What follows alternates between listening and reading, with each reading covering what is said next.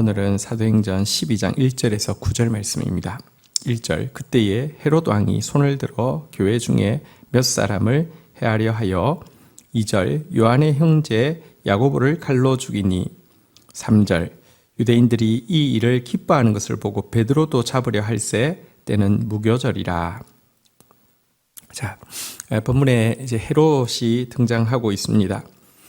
성경에 헤롯 왕이 몇 명 나오고 있는데요. 이 헤롯은 이제 헤롯 아그리파 1세라고 하는 헤롯인데요. 이 헤롯은 유대인들에게 인기가 좋은 편이었습니다. 정책을 펼침에 있어서 유대인들의 호의를 얻고자 하는 이렇게 그 유대인을 이렇게 그 비위를 맞춰주는 정책을 계속 폈기 때문입니다. 이들은 사실 로마에 의해서 이제 책봉되어진 그 분봉왕이고 또 이들은 혈통 자체가 아람 사람이기 때문에 유대인이 아니었는데요. 그런데 이제 권력은 가지고 있는데 아주 강권 있게 포갑 정치를 할 수도 있고 또 그렇게 하기도 했지만 이번 아그리파 같은 경우는 이렇게 유대인들의 비위를 잘 맞춰주는 왕이었습니다. 그래서 그가 교회에 몇 명을 해하려 하였고 이 요한의 형제 야고보를 칼로 죽이니까 백성들이 너무 좋아하는 겁니다. 그래서 교회에 그래도 제일 지도자인 베드로를 이제 잡아서 죽여야 되겠다라는 생각으로 이제 무교절 기간에 이제 그 처형을 지금 준비하고 있는 장면입니다. 여러분, 앞에서도 여러 번 박해들이 있었지만 이것은 대부분 사내들인이라는 교권에 의한 박해라고 하면 이번은 정권에 의한 박해이기 때문에 훨씬 더 강도가 크고 또 이것은 이미 사도 중에 한 사람이 살해를 당했고 이제 베드로마저 살해 당하기 위해서 갇혀 있는 상황이기 때문에 교회는 훨씬 더 심각한 이렇게 위기를 겪게 된 상황이라고 할 수 있습니다. 자, 어떻게 일이 진행되는지 한번 좀 보도록 하겠습니다. 4절, 잡음에 옥에 가두어 군인 내식인 네페에 맡겨 지키고 6월절 후에 백성 앞에 끌어내고자 하더라. 5절, 이에 베드로는 옥에 갇혔고 교회는 그를 위하여 간절히 하나님께 기도하더라. 자, 이제 아주 빅 이벤트입니다. 여러분 그 6월절 또 무교절 이런 이제 단어들이 나오는데 좀 헷갈릴 수 있는데 이제 6월절이 지나고 나면 한 주간을 무교절이라고 하는데요. 그래서 이제 사실은 이제 이 그 6월절부터 무교절까지 그냥 무교절이라고도 하기도 하고 조금 더 엄밀하게 이야기하면 6월절 그다음 바로 날부터 한 주간을 무교절 이렇게 이야기하는데요. 지금 이 베드로를 그러니까 이제 6월절에 잡아서 무교절이 시작하는 다시 말하면 6월절 다음 날에 처형을 하려고 하는 상황이 여기 기록되어 있습니다. 굉장한 이벤트이죠. 왜냐하면 6월절 다음 날 이제 처형이 되신 분은 이 그 죽으신 분은 바로 그 예수님이시지 않습니까? 십자가 형틀에서 운명하신 바로 그날이 이제 6월절 다음 날이지 않습니까? 이것 때문에 사실은 이 이벤트에 조금이라도 차질이 생겨서는 안 되기 때문에 이 유대인들은 이 그 헤롯은 4명씩 4패에 그러니까 16명의 군인을 베드로를 지키는데 투입을 하였습니다. 이건 뭐 정말 뭐 이렇게 삼엄한 경비가 있을 수 있겠습니까? 이렇게 맡기게 되었습니다. 어떻게 보면 이제 절망적인 상황입니다. 교권에 의해서도 그 옥에 갇힌 적이 있지만 그러나 지금은 정권에 의해서 갇혔고 교권에 의해서 매질당한 적이 있지만 지금은 사도가 이미 야고보가 순교를 당했고 그리고 무려 16명이 호위하고 있으니 이거 어떻게 대책이 있겠습니까? 자, 그러나 교회는 이 일 앞에서도 기도하기를 멈추지 않았습니다. 하나님 앞에 간절히 기도하고 나아가고 있습니다. 자, 이것은 지금 전쟁이라고 할 수 있습니다. 영적인 전쟁이라고 할 수 있습니다. 한편에서는 베드로를 잡아서 죽이려고 하고 있고, 한편에서는 성도들이 베드로를 위해서 중보하고 있는 치열한 영적 전쟁이 지금 진행되어지고 있습니다. 이 영적 전쟁이 어떻게 진행됩니까? 6절부터 한번 보도록 하겠습니다.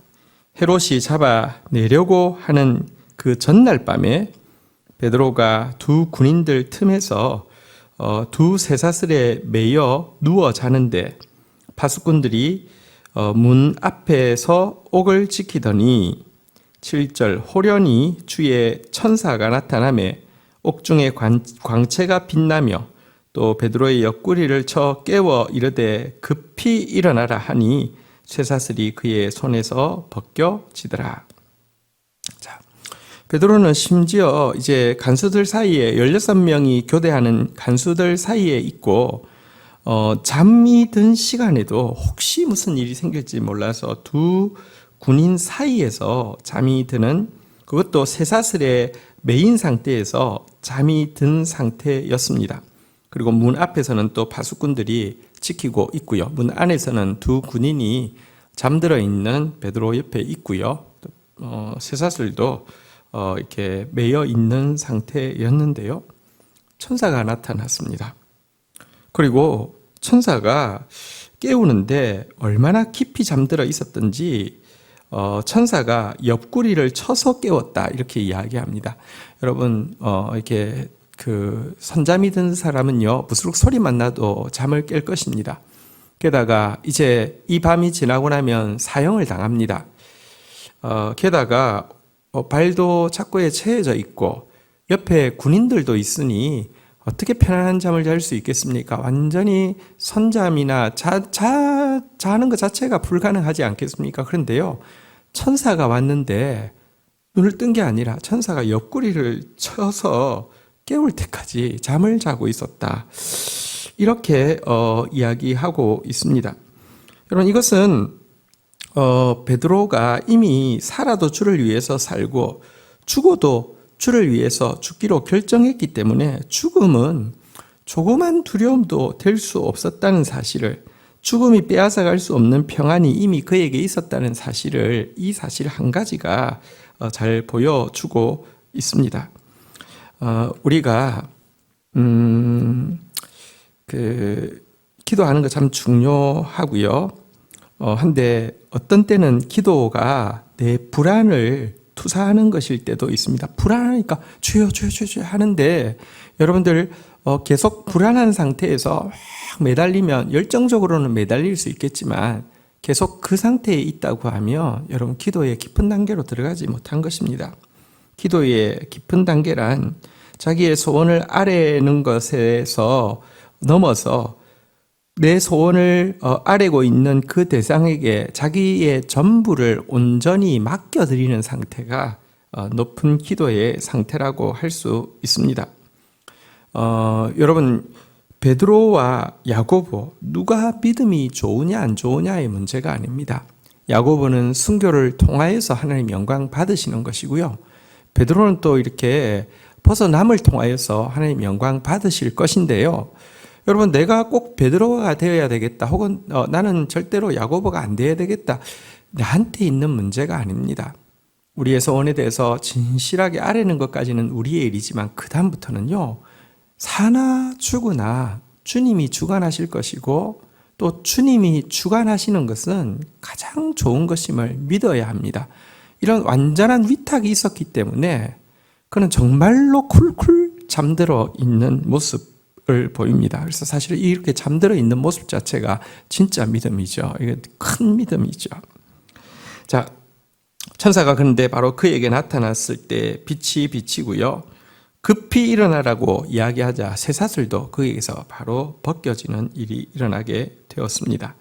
8절, 9절 한번 볼까요? 천사가 이르되 띠를 띠고 신을 신으라 하거늘 베드로가 그대로 하니 천사가 또 이르되 겉옷을 입고 따라오라 한데 9절, 베드로가 따라갈새 천사가 하는 것이 생시인 줄 알지 못하고 환상을 보는가 하더라. 자, 옆구리를 쳐서 일으키고 나서는요, 띠를 띄어라. 이렇게 이제 허리에 이제 잘 때는 이렇게 풀어놓지 않겠습니까? 그러니까 띠를 띄어야지 이제 이 옷이 이렇게 통으로 된 이 옷이 이제 허리를 띠면서 이제 아래 여기 윗도리하고 아랫도리가 이제 표시 나는 것이니까요.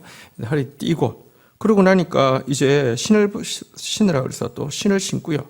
자, 그다음에 이제 겉옷을 입어라 그래서 겉옷을 입고요. 그래서 따라오라고 해서 따라왔습니다.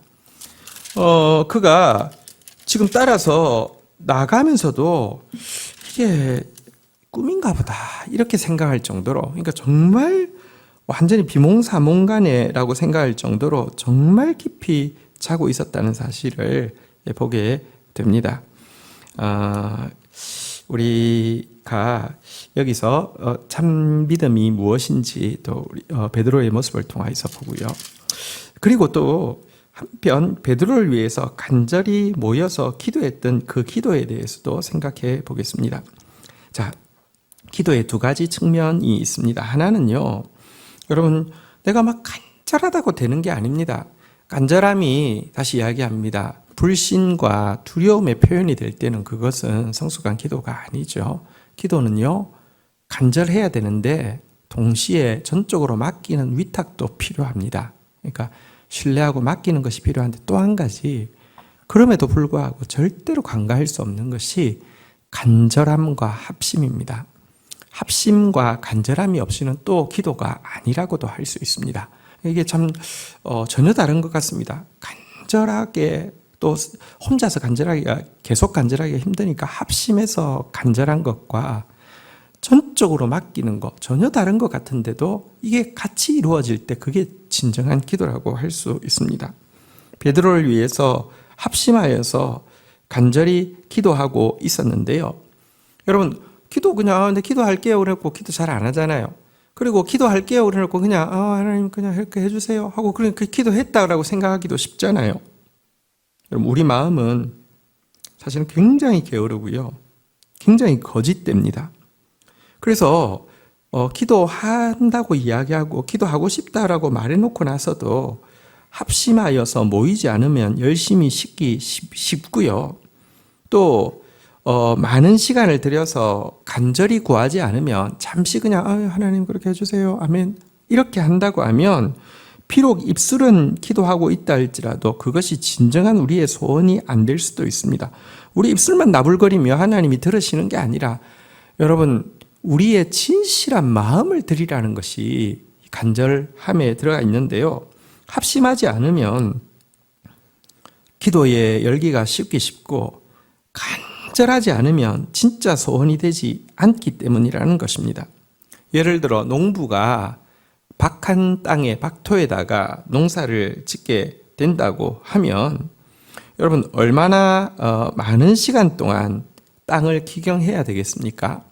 근데 우리의 마음은 사실은 거짓되고 게으른 게 본성으로 장착되어 있는 박토와도 같기 때문에 여기에 참된 기도가 심기려고 하면요, 정말 합심하여서 간절히 기도하는 것도 절대적으로 필요합니다. 그래서 한편으로는 합심해서 간절히, 그렇지만 한편으로는 그것이 막 내 간절함이 불안이 되고 집착이 되고 두려움이 되지 않도록 하기 위해서는요, 또 전적으로 하나님께 맡기는 이 두 가지가 같이 갈 때 온전하고 완전한 기도라고 할 수 있습니다. 인간으로서는 어려운 것처럼 보이지만 성령 의지해서 가면요, 뜨거워지면서도 참으로 평안해집니다. 그러면 그때 여러분, 베드로가 차라리 그 시간에 밤새 철야 기도를 하고 있는 것보다 여러분, 이런 간절한 기도를 힘입어서 완전히 위탁하고 평안히 자고 있을 때 자기도 꿈꾸는 것 같은 놀라운 구원을 경험하지 않았습니까? 이것이 신앙생활입니다. 이것이 참된 기도입니다. 그런 기도가 저와 여러분들 가운데에서 있기를 주의 이름으로 축원드립니다. 주신 말씀 붙잡고 제가 기도하며 나가도록 하겠습니다. 하나님, 오늘 야고보의 순교와 또 베드로의 투옥의 이 장면을 봅니다. 하나님, 우리가 어떠한 삶으로 또 혹은 우리가 어떠한 죽음으로 주님 앞에 영광 돌릴지 알지 못하오나 주님 사나 죽으나 우리가 주의 것이라는 고백은 언제나 저희들에게 있게 하여 주시기를 간절히 간구하고 소원합니다. 이 치열한 영적 전도 앞에서도 합심하여서 간절히 기도하기를 그치지 않는 교회의 모습을 봅니다. 주님, 합심하지 않으면 기도의 열기는 사라질 수밖에 없고 간절하지 않으면 진실로 우리의 마음이 소원이 되지 않는 것을 고백합니다. 우리 공동체에 합심하는 간절한 기도의 불이 꺼지지 않도록 도와 주시옵소서.